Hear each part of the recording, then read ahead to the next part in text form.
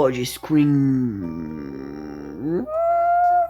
No podcast de hoje, nós iremos falar sobre o caso Amanda. Depois de 15 anos, foi encontrada a assassina de Amanda Fernandes Moura. O assassinato ocorreu no dia 14 de setembro de 2007, na cidade de Criciúma, localizada em Santa Catarina. A população ficou em choque com a notícia do acontecimento, pois Criciúma é uma cidade muito pacata, que fica na região do extremo sul do estado, onde os moradores jamais esperavam ouvir relatos sobre um crime tão bárbaro. A vítima era Amanda Fernandes Moura, de apenas 34 anos. A mesma era casada com Joaquim de Oliveira Moura, de 37 anos. O casal estava junto há 6 anos. A relação dos dois era vista pelos amigos e parentes como saudável, porque, segundo depoimentos, os mesmos conviviam de forma harmônica, deixando aparente que os dois tinham uma relação feliz. Segundo testemunhas, Renata Albuquerque Rodrigues, de 35 anos, que se tornou uma amiga muito próxima de Amanda após o casamento do amigo, foi uma das pessoas que mais sofreu com a morte de Amanda. Antes de seu corpo ser encontrado, já sem vida, Amanda ficou desaparecida por 3 dias. O corpo foi encontrado dentro de seu próprio carro na ligação da rodovia Oswaldo Festival, no quilômetro BR 475 e 370. O carro estava parado no meio de uma estrada deserta que faz ligação com a rodovia principal. No dia 17 de setembro, 2 amigos que faziam trilha na estrada avistaram o carro de Amanda. Ao verem uma mulher que estava aparentemente desacordada, entraram em contato com a polícia imediatamente. A polícia demorou aproximadamente 50 minutos para chegar até o local, juntamente com a perícia criminal e seus detetives, para averiguar o acontecimento e encaminhar o corpo da Amanda ao Instituto Médico Legal, para ser realizado o exame de autópsia. Durante a realização do procedimento, foi descoberto que Amanda morreu após sofrer contusão muito violenta na região da nuca. Os peritos não acharam nenhuma pista de quem poderia ter a matado. No local onde o corpo foi encontrado, não havia nenhuma digital, fio de cabelo, não havia nada. Nem a arma foi encontrada no local. Quem cometeu esse crime pensou em absolutamente tudo. Como não havia nenhuma hipótese de quem poderia ser o assassino e nenhum suspeito confirmado, a polícia resolveu questionar todas as pessoas que eram próximas da vítima, principalmente seu marido Joaquim e sua amiga Renata. Joaquim ficou bastante abalado com a notícia e disse aos policiais que nunca faria algo desse tipo com alguém, principalmente com a mulher que ele tanto amava.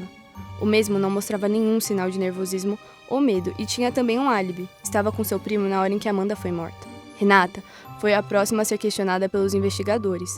A mesma não mostrava nenhum sinal de ansiedade ou nervosismo. Ela se mostrava bem confiante com suas respostas.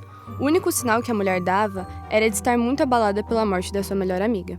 Como os investigadores não levantaram nenhuma desconfiança sobre os 2 principais suspeitos, o caso acabou sendo arquivado, por não conter provas o suficiente para incriminar alguém. Porém, uma das detetives que estava envolvida no caso, Paula, de 42 anos, acreditava que Renata era a verdadeira culpada pelo assassinato de Amanda. Por esse motivo, foi uma das únicas a continuar investigando a vida de sua suspeita. Paula investigou literalmente tudo sobre a Renata, desde o que ela fazia até seu relacionamento com Amanda e Joaquim, pois tinha uma suspeita e queria confirmar seu pensamento. Ela decidiu ir fazer algumas perguntas ao Joaquim. Perguntou como tinha conhecido Renata, se Amanda e ela se davam bem. Joaquim disse que a conheceu quando ainda estudava no ensino médio e que haviam se tornado melhores amigos desde então. Porém, ele falou uma coisa que deixou Paulo com um questionamento na cabeça. Ele disse que em um determinado momento na amizade deles, Renata lhe contou que estava apaixonada por Joaquim e que faria qualquer coisa para ter ele para ela. Paula ficou pensando se qualquer coisa incluía matar Amanda. Será que essa paixão que Renata sentia por Joaquim tinha se tornado uma obsessão com o passar do tempo? Quando Paula fez uma pergunta a Joaquim, ele demonstrou ficar bem irritado, dizendo que era um absurdo acusar Renata de algo desse tipo, que sua amiga jamais seria capaz de fazer isso, que ela tinha sido a pessoa que mais ajudou e apoiou ele no momento mais difícil da vida dele. Entretanto, como Paula estava investigando todos os passos de sua suspeita, ela notou uma aproximação entre Renata e Joaquim desde a morte de Amanda. Paula, então, considerou ainda mais que o motivo do assassinato da mulher havia sido a paixão platônica de Renata por Joaquim. Paula não conseguiu coletar provas o suficiente para apresentar Renata como culpada. Esse fato acabou levando a detetive a deixar o caso de lado por anos. Portanto, Paula nunca havia desistido do mesmo. Com o passar de um pouco mais de 10 anos, o caso ainda não havia sido solucionado, e Paula já não era mais a única intrigada com isso. Arthur, de 39 anos, agora era parceiro da investigadora nesse caso. Os dois voltaram com investigações e busca de provas contra Renata, e acabaram descobrindo que a mesma tinha se casado com Joaquim 4 anos depois da morte de Amanda.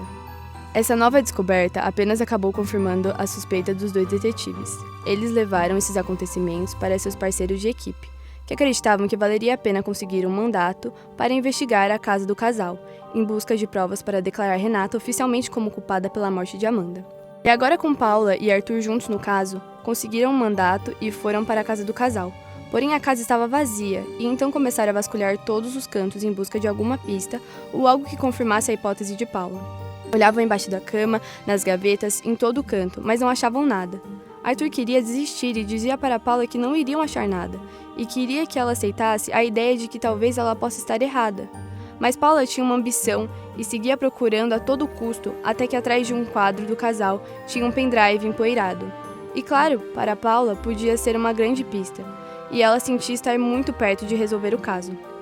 Voltaram para a delegacia e lá colocaram um pendrive no computador e um vídeo estava sendo mostrado. Um vídeo de 4 meses antes da morte de Amanda, no qual Renata e Joaquim estavam se beijando em um lugar que parecia abandonado. E Renata perguntava a Joaquim se ele queria ficar com ela ou com Amanda, e ele afirmava que Renata era tudo o que ele mais queria. Paula sabia onde era, reconhecia o lugar onde o casal estava. Logo, pegaram o carro e foram até esse lugar abandonado. E parecia que o lugar não era visitado há anos. Estava cheio de poeira, teias de aranha, não havia nenhum móvel e era bem feio. A cabeça dos detetives estava confusa. E não entendiam por que Renata e Joaquim estavam lá. Pouco tempo depois, Arthur acaba tropeçando em uma caixa, onde várias coisas foram derrubadas no chão. Armas de fogo, dinheiro e um bastão de madeira. Os detetives correram para examinar tudo o que tinham encontrado e no bastão tinha as digitais de Renata e Amanda. O que para Paula já era certeza de que estava certa. Levaram Renata e Joaquim para o interrogatório e Joaquim acabou confessando tudo. Renata foi presa por homicídio e Joaquim também, por ser cúmplice. A justiça foi feita. Paula e Arthur foram parabenizados por terem resolvido o caso, principalmente Paula por nunca ter desistido, e os pais de Amanda agradeceram a detetive.